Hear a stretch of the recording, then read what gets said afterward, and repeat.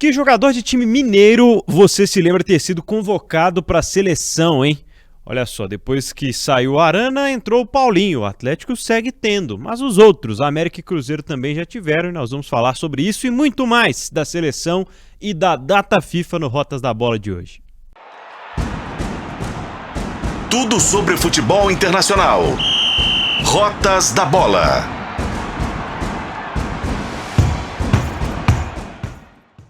Seja bem-vindo e bem-vinda, tá começando o Rotas da Bola, o podcast de futebol internacional aqui de O Tempo Esportes. Eu sou o Pedro Abílio, agradeço a sua sintonia e a sua preferência aqui com a gente no podcast de futebol internacional desta semana. Nós vamos falar sobre a data FIFA de novembro, né? Tá chegando os jogos da seleção brasileira contra a Colômbia e contra a Argentina, e o técnico Fernando Diniz chamou o Paulinho, artilheiro do Campeonato Brasileiro no momento da convocação.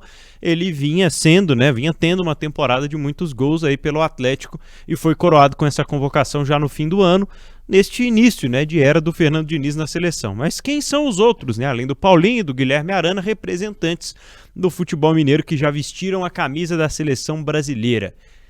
Comigo, Fred J, editor do Tempo Esporte. Eu já te pergunto quem é que você se lembra, Fred, dos jogadores de times mineiros convocados aí para a seleção. Tudo bem? Tudo bem, Pedro, um abraço. Olha, a gente lembra de uma fugaz passagem de jogadores do Atlético no auge ali de 2021, é o que vem mais recente na cabeça. A gente, vamos fazer um recorte, um pouco mais centralizado aqui, nos últimos 20 anos. Tem algumas coisas aqui que vai gerar corneta. Bons momentos que não mereceram convocações. Se o Paulinho vive um bom momento e merece, teve muita gente também que jogando em Minas teve um bom momento e que não foi. E recentemente eu lembro de uma grande surpresa, a do Arthur, lateral, surpresa para quem não conhecia o futebol do Arthur. Foi convocado pelo Ramon Menezes recentemente, então essas recentes são as que mais vêm à cabeça nessa hora. E obviamente os últimos anos muito ruins do Cruzeiro tiram um pouco o Cruzeiro dessa lista. Cruzeiro que teve jogadores num passado nem um pouquinho distante que mereciam ter vestido. Nós vamos falar sobre isso, né, Pedro? Pois é, porque a seleção brasileira ela vive já há algum tempo esse grande dilema, né, das pessoas criticarem pela falta de jogadores do futebol brasileiro em si na seleção, alguns até de times menores. A gente está vivendo um período, né, em que temos mais times se destacando no cenário nacional, de se entender a importância que tem a mais hoje em relação a outros tempos, o futebol do Fortaleza, o futebol do Atlético Paranaense, o próprio Red Bull Bragantino nessa temporada, o Fluminense, campeão da Libertadores, enfim, muitos times que começaram a fornecer jogadores com nível capaz de serem selecionáveis e nem sempre eles acontecem, essas convocações acontecem. Você falou dessa passagem rápida, por exemplo, da era 2021 do Atlético, que ganhou quase tudo, com jogadores que tiveram poucos minutos em campo, de fato, com a camisa da seleção, né? Aí tem um debate. Seleção não é momento? É ou não é momento? Eu acho que sim. O Hulk tinha que jogar em 2021. Pois é. Hoje não, em 2021 sim. E foi muito pouco, né? E praticamente foi ignorado. Numa fase de oscilação de goleiros. Gostem ou não, o Everson tem uma regularidade há alguns anos. Tô falando para ele ser o titular da seleção. Mas de repente tem mais oportunidade. A gente já falou várias vezes das eliminatórias aqui, né, Pedro? Tem uma possibilidade enorme de testar alguns jogadores, e esses jogadores, inclusive jogadores que jogam no futebol mineiro.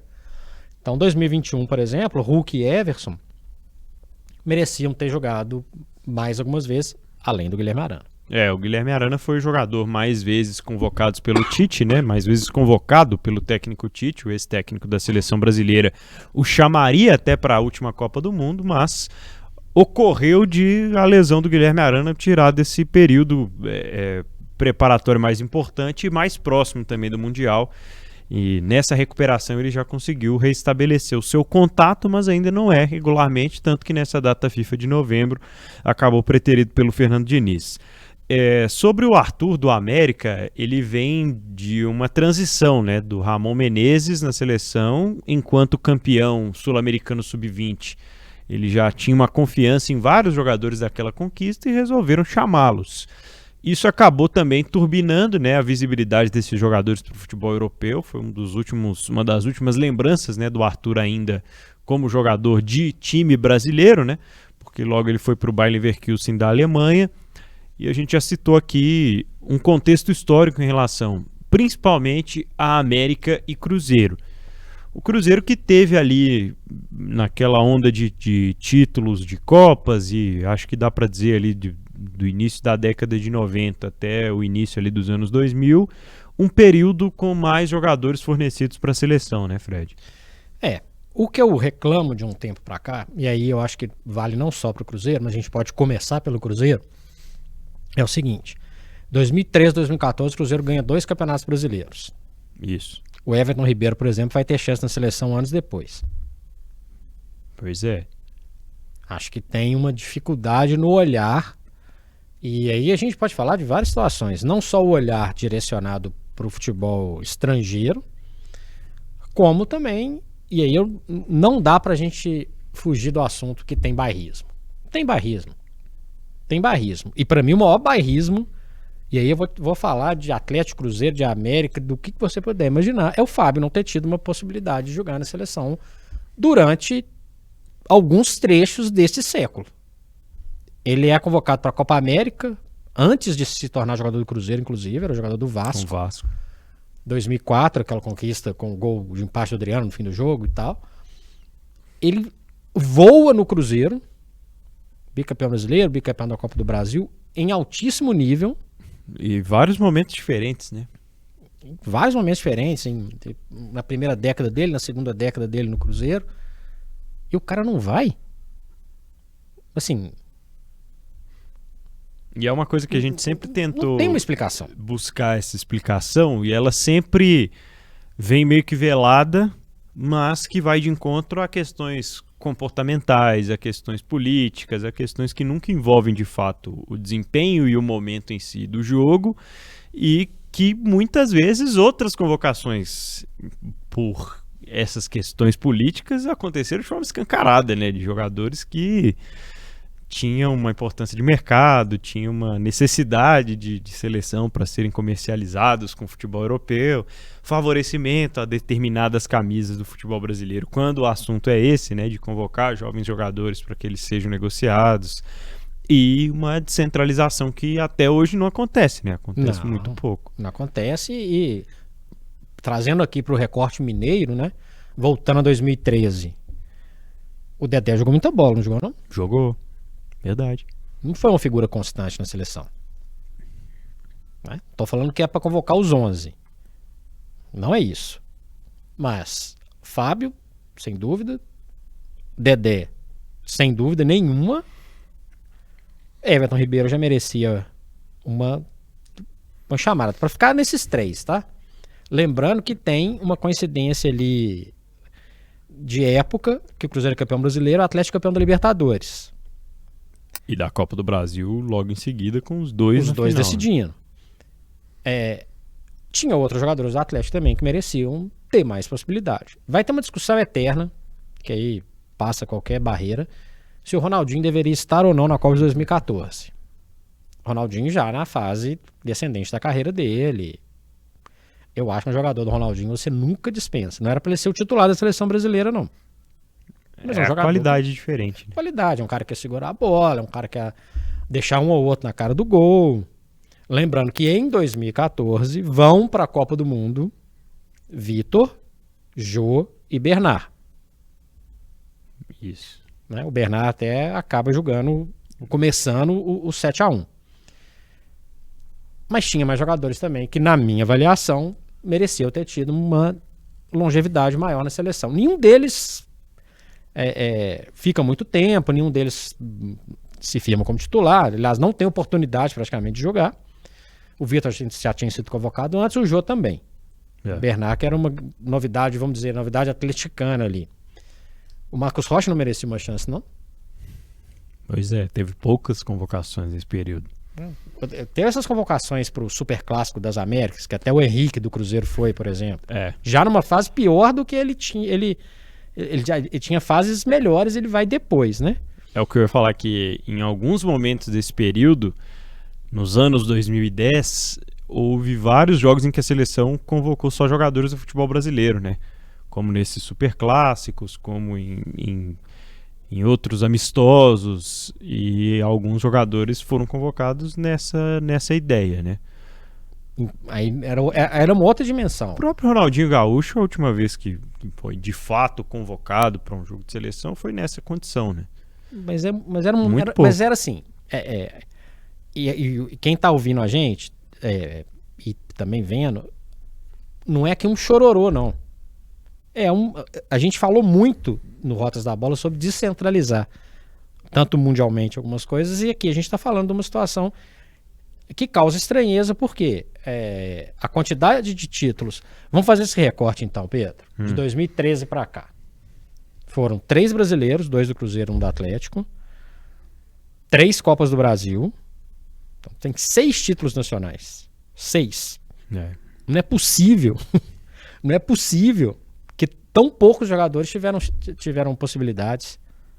É muito pouco. É muito pouco. Então, esse Atlético 2013, você tinha o Marcos Rocha em bom nível, você teve o Hever em altíssimo nível, além dos que a gente já citou aqui, Ronaldinho, Jô, Bernard, Vitor. Tá. O Cruzeiro eu citei alguns jogadores. O Cruzeiro volta a ganhar títulos nacionais em 2017, 2018. Aí já era um perfil um pouco diferente, né, Pedro? Porque já era um time mais experiente. Aí já não era a vez do Fred voltar para a seleção, do Thiago Neves. Tinha o Dedé de novo, num outro momento, mas tinha o Fábio. Ainda muito bem. Eram perfis diferentes. Né? Sim. Aí eu acho até que ok, não era uma convocação de... Né, pensando num véspera de Copa do Mundo ali 2017, 2018 e tal, o Cruzeiro tinha um perfil diferente. O grupo ele foi montado muito rápido, né? O Tite acabou aproveitando muitas peças que já estavam e chamou algumas outras, mas acho que era mais difícil para jogadores mais velhos, por exemplo. Beleza, mas vários que eu falei aqui eram mais novos em 2013, 14. Aí sim. Né? E aí tem essa fase péssima do Cruzeiro, rebaixado vários anos na Série B. Aí vem o auge de 2021 do Atlético.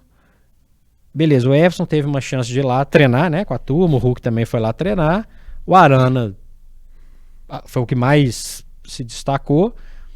Mas aí eu te faço uma pergunta. Além do que a gente falou, o Hulk obviamente merecia jogar mais, obviamente. Sim. Se ia para a Copa 2022 é outra história. Não tinha espaço para o Alan ser testado, não, Pedro? Pois é. Que é um jogador que teve uma passagem na Europa, ainda que não tenha sido nos grandes centros, mas isso por muito tempo foi um critério, né? Isso por muito tempo foi um poder de decisão, e a gente está falando de 2 jogadores, pelo menos, né, que tem essa passagem, que tem essa bagagem e que foram oferecidas poucas oportunidades. O que eu acho que é uma bobeira também. Eu acho que teve uma tendência, logo que houve esse boom do futebol europeu, nos anos 2000 principalmente, e com as conquistas em sequência de Copas do Mundo por países europeus, a gente passou a adotar como um critério, né? Os jogadores tinham que estar no futebol europeu para estarem na seleção brasileira. Isso foi caindo por terra, mas ainda assim está presente no dia a dia da seleção. Aí eu te faço a pergunta. A gente vê jogos da Champions League toda semana. Pra gente fazer o recorte dessa Champions League, em quantos gols o Marquinhos falhou? Alguns. Tá jogando até o grupo do Paris Saint-Germain mais difícil. Não é possível. Não é possível que no Brasil, e aí já ampliando o debate, não tenha um zagueiro para ser testado. E a gente sabe que tem. Tem um Nino. Campeão da Libertadores e que provavelmente vai ficar no banco, né? Assim, é um negócio meio maluco. O Jeromel foi pra Copa, né? Campeão da Libertadores, jogando no altíssimo nível. Altíssimo nível. Não merecia uma chance de ter uma sequência de jogos? Pois é. Sabe, assim, não é uma choradeira, mas é uma coisa impressionante. Nós vamos chegar na convocação do Diniz e a gente amplia esse debate sobre quem tá lá, quem foi, etc. Mas é inacreditável que um centro como Minas Gerais, que tem fase ruim. O Cruzeiro tá numa fase horrorosa há muito tempo. Óbvio que não tem que ter ninguém. Não se discute. Mas, historicamente, o Fábio é uma coisa inacreditável. Inacreditável o Fábio não ter disputado uma Copa América como jogador do Cruzeiro. Inacreditável. Inacreditável.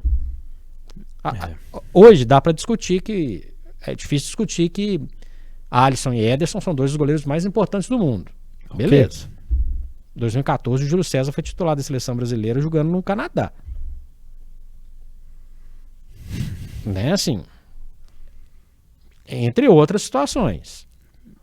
Essa pra mim é que vem mais na memória. Não é possível. Perde-se tanto timing que hoje a gente tem o Botafogo em má fase, o Lucas Perry convocado, o Fluminense campeão da Libertadores e o Fábio já tem 42. Então, 43. 43. Tem mais um ano aí nessa Como história. é que você vai contar? Como é que você vai convocar? Então, parece que deixa o tempo passar, mas eu acho que a tendência, pelo menos nesse próximo ano, é da gente ver um pouco mais de dedo do Fernando Diniz nessa história, né? De um conhecedor, pelo menos é a nossa expectativa, né? Espero. Lembrando que, historicamente, isso não é um recorte de hoje, é um recorte histórico. O Tostão é o primeiro mineiro aí para uma Copa do Mundo, em 66, ainda novinho, como jogador do Cruzeiro, e titularíssimo em 1970, assim como o Piazza, deslocado de volante para zagueiro. Ok. Mas é muito pouco perto da capacidade do futebol mineiro. O Dario também é campeão mundial em 70, reserva, e com toda a controvérsia a respeito da sua convocação, assim como o Fontana também, zagueiro do Cruzeiro. O Cruzeiro é campeão da Libertadores de 76.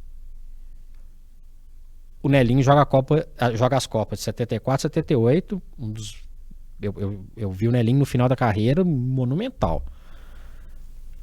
É difícil falar, não é possível que o campeão da Libertadores de 76 só podia ter um jogador. Tô tentando voltar no tempo pra gente lembrar de situações. Nos anos 80, a situação era um pouquinho diferente. E aí tá um pouquinho dessa aula, dessa conversa de história aqui, porque acho que é legal recuperar. O Atlético teve um dos seus melhores times da sua história. Luizinho, Toninho Cereza e Éder são titulares na seleção de 82. O Reinaldo não vai. O Reinaldo joga 78, mas não joga 82. E até hoje você pode conversar com quem você quiser, inclusive com protagonistas daquela Copa. O Zico, por exemplo, sempre fala que se não fosse problemas do joelho, o Reinaldo se aproximaria do Pelé. Quem falou isso foi o Zico, não foi eu não, viu, gente? O Zico falou que é o que mais se aproximaria do Pelé. Ele não joga 82. E por que eu estou dando esse recorte? Para a gente perceber que não só é uma situação que já vem de algum tempo, como gradativamente começou a diminuir. Em 86 vão Elzo, titular, e Edivaldo, do Atlético, ambos jogando pelo Atlético, Edivaldo reserva. E de 90 para cá é um outro futebol, uma outra história. Em 1990 ainda tem uma seleção muito formada com a base do Rio de Janeiro, que era o Lazzaroni, foi técnico do Flamengo, técnico do Vasco, quase que uma seleção carioca, já enxertado com alguns jogadores que jogavam fora. Aí de 94, de 90 para cá, como eu falei, já é muito pouco representativo o futebol mineiro ou de jogadores que defenderam times mineiros jogarem Copas do Mundo. Ronaldo, 94, não jogou. Reserva, né? O Tafarel vem para o Atlético em 95 e vai para a Copa em 98 como titular, mas é uma relação um pouco diferente. Já estava construída também. Né? Ele não construiu aqui a trajetória dele. E o Dida vai de reserva, né? O Dida já é titular em 2006, ou seja, ele passa 3 Copas para ele conseguir ir. Campeão da Libertadores pelo Cruzeiro. E aí já como um jogador estabelecido de futebol europeu. Outra história. Casos hiper pontuais. O Edilson era jogador do Cruzeiro em 2002, mas não era jogador do Cruzeiro, vamos dizer assim. E tem o fator Gilberto Silva, que para mim é um marco do convocados por times mineiros, que simplesmente, né, muda a história ali dele com a convocação, aproveita a chance e vai. E aí, parabéns pro Filipão, que conseguiu enxergar o que eu espero que hoje consigam enxergar, e acho que quem tem a chance de fazer isso é o Fernando Diniz, porque o Filipão leva o Kaká, mas ele leva o Kleberson, jogador do Atlético Paranaense, e leva também o Gilberto Silva, entre outros jogadores que rodavam por aqui, tipo o Anderson Polga, que era o jogador do Grêmio, que aí vai muito da tradição gaúcha do Filipão, talvez não fosse lembrado. E aí, Pedro, é muito isolado. Aí são esses casos da Copa de 2014, é isolado. E não estamos falando de bairrismo, e muito menos estamos falando de futebol que não é representativo. É muito representativo. Futebol vencedor. Se a gente quer recuar no tempo, eu falei de 90 para cá, então nós estamos falando de 2 Libertadores, uma de cada um, Atlético e Cruzeiro, as 6 Copas do Brasil do Cruzeiro. O Cruzeiro ganhou o Campeonato Brasileiro em 2003 também, as 2 Supercopas do Cruzeiro, as 2 Copas Conmebol do Atlético. Será que nesse período todo, eu dei um recorte de Copa do Mundo, mas vale para outras situações, eram muito isolados. O Guilherme teve a melhor fase da vida dele em 99. Ele foi ser chamado lá em 2001 na Copa América com o Filipão, fracassado. Vale para o Marques e vale para um monte de jogadores. Nós estamos em 2023, mas dá pra gente bater o martelo aqui no Rotas da Bola que o olhar ainda é fechado? Totalmente. Eu concordo plenamente, eu acho que a tendência é continuar assim. É difícil se abrir, mas continuo alimentando essa esperança, essa expectativa por se tratar do Fernando Diniz. E não é nem pela pessoa Fernando Diniz que eu não conheço, é pelo Fernando Diniz que está no dia a dia do futebol brasileiro, que está no dia a dia dos clubes brasileiros, que tem essa abertura, esse contato e trabalha diretamente com o Campeonato Brasileiro, com o produto do Campeonato Brasileiro. E a gente vai se lembrar, né, de vários jogadores que, volta a bater nessa tecla, acabaram perdendo aí o timing de serem convocados para a seleção enquanto jogadores do futebol brasileiro. Acho que em 2010 tem o Gilberto, né? Gilberto, jogador Cruzeiro. Cruzeiro convocado para ser reserva. Nem joga e já tinha também um passado de futebol europeu antes. Que é outra história, né?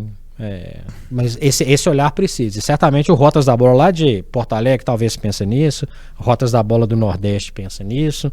O Rotas da Bola do Rio e de São Paulo pensam de uma outra forma, eu acho. Mas também acho que tem uma visão sobre isso. E eu acho que a gente tem que ter muita clareza no que a gente está falando aqui, Pedro, porque para não ficar parecendo o chororô. O Lamúria, né? Não é. Oh, gente, não levou. Não tem nada de surreal nisso, né? É fato, tá aí.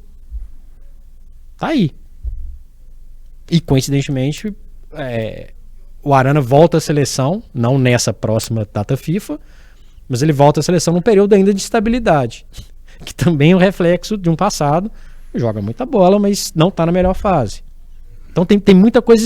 As convocações elas são polêmicas por questões preferenciais, ponto. O jogador que está na Europa, ele tem um nível de competitividade maior? Talvez nem todos. É verdade.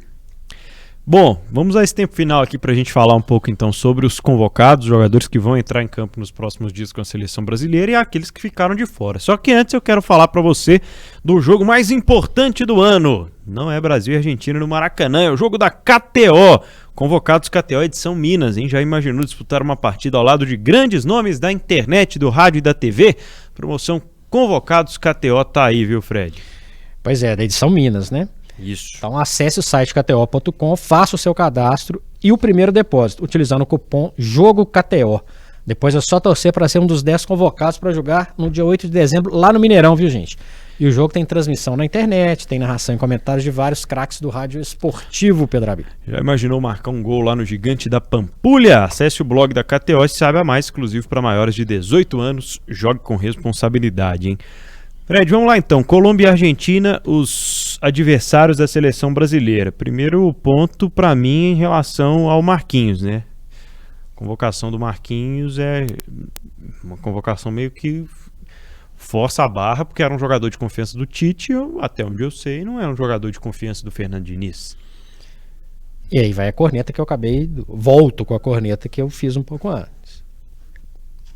Vou citar 2 jogos, Newcastle e Milan. Aquela fase de grupos da Champions League. Não vou considerar a Ligue 1 aqui. Ele falhou nos 2 jogos. O PSG perdeu os 2 jogos. Ele é um mau zagueiro? Óbvio que não é. Mas ele é um jogador que... E as eliminatórias... É um jogador razoável. É um jogador que, no momento, é um jogador que tem qualidades e tudo, mas... Outros pedem passagem. Ele vai ser titular, tá? Mas outros pedem passagem. Fala assim que as eliminatórias perdendo um pouco do caráter competitivo com o aumento do número de seleções na Copa, talvez seria um espaço muito interessante para testar opções diferentes, né? E testar, inclusive, opções que estão mais próximas ali do dia a dia do Fernando Diniz como jogadores aqui do futebol brasileiro. E esse dilema que é a lateral da seleção, né, Fred? Com o Danilo lesionado, então a situação ainda piora, porque eu, por exemplo, não sou a favor da convocação do Danilo atualmente. Mas era um jogador de confiança, assim como o Marquinhos, que já vinha sendo convocado mesmo. Aí ele convoca o Emerson e não convoca um outro lateral direito. E para a lateral esquerda ele chama o Carlos Augusto e o Renan Lodge. E continua sendo um grande problema para mim. O Fernando Diniz chega até a falar na entrevista coletiva dessa data FIFA de novembro sobre a possibilidade de jogar sem laterais, né? De jogar com alas e tentar mudar taticamente o desenho. Para você ter uma ideia do nível que a situação chegou. O Renan Lodge, ele, para mim, até agora é uma grande decepção no futebol europeu. Sim. Chegou com um cartaz enorme no Atlético de Madrid. Rodou e até Rodou, agora, foi para Inglaterra, foi mal num time que era mais frágil, o Nottingham Forest. Não conseguiu se estabelecer. Outros brasileiros que foram se estabelecer. O Danilo fez uma boa Premier League. O Murilo, zagueiro do Corinthians, que começou que tá lá agora bem. super bem. Então, assim, o problema acho que não era só o time, não. Ele foi mal. E tá no Olympique de Marseille, que é uma camisa pesada, mas num campeonato inferior. Tá quase, se não é o Fernando Diniz, a gente tá esquecendo o Renan Lodge. Então, sinceramente, apostar no lateral? Aposta então no Carlos Augusto, então. Que pelo menos é uma cara nova. Da Inter de Milão. Né? O Emerson Royal a gente conhece, oscila. Ele não é o titular do Tottenham, joga menos do que poderia, é um jogador de Premier League. Esse é um cartaz interessante nessa situação. Mas vou repetir o que eu falei antes. O fato de simplesmente ser um jogador da Premier League não quer dizer que o jogador tem que ter quase que uma cadeira cativa. Então, sinceramente, lateral, ele pode começar a pensar em outra possibilidade mesmo. Lembrando que, por exemplo, convocou o Bremer, que já fez essa função. Isso. Uma função, obviamente, mais defensiva. E ele pode inventar alguém do meio fazendo Ele falou do PP, convoquei o PP como atacante, mas é um jogador que eu colocaria na ala, por exemplo. PP que foi do Grêmio. Pois é, que hoje está no Porto, mas você vai tirar o cara de lá? Pô, sabe? Enfim, é melhor jogar com alas. Aí a gente vai voltar a falar de Diniz Guardiola. Passa a mão no telefone, liga lá pra Manchester, ele falou: ô Pepe, como que você joga em uns campeonatos aí sem usar nenhum lateral às vezes? Às vezes até sem zagueiro. Às vezes, beleza, zagueiro tem, mas assim, eu quero jogar sem lateral. Tem jeito, não tem? Hora, né? Mas nós estamos falando de convocação de seleção. Pois é. Não daria uma brechinha pro Arthur, por exemplo? Não era uma hora? Tem opção. Líder do campeonato alemão. Né? Não é legal testar o Arana de novo? Que a gente sabe. Então, enfim. Né? Os goleiros a gente já sabe, Alisson, Ederson e mais um, nesse caso o Lucas Perry, no pior momento. No pior momento. E aí vou trazer o Fábio não vai ser convocado mais, com 43 anos. Apesar de momento, voltando à palavra momento. O Everson fez defesas impressionantes jogando pelo Atlético. Não poderia ter uma oportunidade? Não custa, né? Não vai ser titular, não. Mas não seria uma possibilidade? O Gabriel, goleiro do Grêmio, fez um ótimo Campeonato Brasileiro. Por que não? O Bento. Sim. Isso aqui eu tô falando. Tem chance, tem possibilidade. E aí, por que não? Tá, então tá esse, Colômbia e Argentina, talvez sejam os jogos mais complicados, né? Mas daqui a pouco vai ter um de novo aí, Bolívia e Peru. Por que não? O Brasil tá na Copa, gente. Não se preocupe com isso, não. Eu acho que a preocupação deveria realmente ser formar um time competitivo, e isso acaba tirando um pouco o nível de competitividade da seleção diante das grandes seleções que estão mundo afora. A grande novidade da convocação é o Endrick, né, jogador do Palmeiras, 17 anos apenas. Vamos ver como vai se comportar aí nessa primeira convocação, mas dificilmente vai ter muitos minutos em campo. E outra situação, as ausências, né, de frequentes titulares da seleção. O Casemiro está lesionado lá no Manchester United, também faz uma temporada muito ruim. E o Richarlison, que chegou a dar uma entrevista para a ESPN nos últimos dias, dizendo que se ele fosse o Fernando Diniz, ele também não o convocaria. Não tem como justificar uma convocação do Richarlison 2 vezes seguidas, diante do que ele tem feito na Premier League, diante do que ele não tem conseguido fazer no Tottenham, líder do campeonato inglês, mas que tem um jogador que agora parece estar começando a entender um pouco o jogo coletivo pela troca do treinador e pelo bom momento aparente que o Tottenham viveu nesse início de temporada, mas ainda assim individualmente fica difícil da gente justificar. Viu? Lembrando que quando a gente começou a gravar, o Tottenham já tinha sido ultrapassado pelo Manchester City. Exatamente. Bom, pra gente fechar então, um tópico bônus aqui neste Rotas da Bola, Fred Jota. A seleção vai enfrentar em março a Espanha e a Inglaterra. Já faz um tempo que a gente não viu o Brasil jogar fora da Copa contra as seleções europeias. O que você espera hoje de jogos dessa seleção contra a seleção inglesa? Claro que a gente está supondo aqui, pode ser que haja mudanças em ambas as seleções até março, mas vai ser interessante ver. Super interessante. É, enfim, um teste para a gente ter uma noção. Lembrando que é amistoso, mas para a gente ter uma noção. A Inglaterra hoje é uma equipe muito mais estruturada do que a seleção brasileira. Ponto. Indiscutível. Tem inclusive o melhor jogador do mundo em atividade. Deve estar lá em campo em março, que é o Bellingham. Joga em Wembley. Tem um cara que faz gol toda vez que vai em Wembley, ele faz 2 ou 3. E tá fazendo gol na Alemanha a rodo, que é o Harry Kane. Difícil de marcar. Um jogador difícil de marcar. Tem jogadores velozes pelos lados. Você está falando de uma seleção brasileira com dificuldade de arrumar lateral. Então é o Saka por um lado, tem o Grealish, tem o Rashford. Tem uma quantidade de boas opções. Tem o Phil Foden que cai pelos 2 lados. Tem um avanço de lateral com a potência do Walker que incomoda qualquer defesa. Na minha opinião, a Inglaterra tem um goleiro que ainda oscila muito. Tem um volante que sai muito bem para o jogo, que é o Declan Rice. Que no momento, por exemplo, se colocar lá para o ímpar, Declan Rice ou Casemiro? Hoje, Declan Rice totalmente. A zaga da Inglaterra inspira cuidados em algumas peças, mas quando tem o Stones é um porto seguro.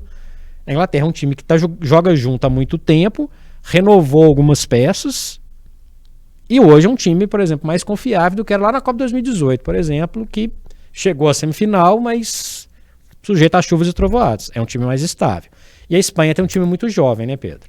Verdade. É um time muito veloz, muito dinâmico. Melhorou muito com a chegada de novos nomes. Acho que são 2 jogos em que a seleção brasileira tende a correr um pouco mais atrás da bola, diferente do que tem sido os seus últimos desafios. Exatamente. A Espanha, por características diferentes, os dois vão dar trabalho para a seleção brasileira. A Espanha, com o jogo, a Espanha tem muito jogo posicional, né? E a molecada e rapidez. Contra alguns jogadores que a gente sabe dessa lista da seleção brasileira de hoje vai dar trabalho. Uma zaga mais lenta, dificuldade pelas laterais. Nós estamos falando de jogador jovem, jogadores testados, Pedro, Gabi, jogadores que jogam no Barcelona lá, pé nas costas. Para ficar em 2 nomes. Necessário, importante e válido ter os desafios. Aí tem que avaliar o que é melhor. Enquanto tiver eliminatória, testa jogadores. O Campeonato Brasileiro desse ano tá muito bacana para você simplesmente abrir mão de quase todo mundo que tá aqui. É isso, pessoal, mais um episódio do Rotas da Bola, hoje falando sobre a seleção e essa data FIFA que vem por aí em novembro e os mineiros também convocados para o Brasil. Eu sou o Pedro Abílio. E eu sou o Frederico Jota. Este foi o podcast Rotas da Bola, que você pode acompanhar pelo seu tocador de podcast preferido e também no portal Tempo, além do YouTube de O Tempo. Um abraço.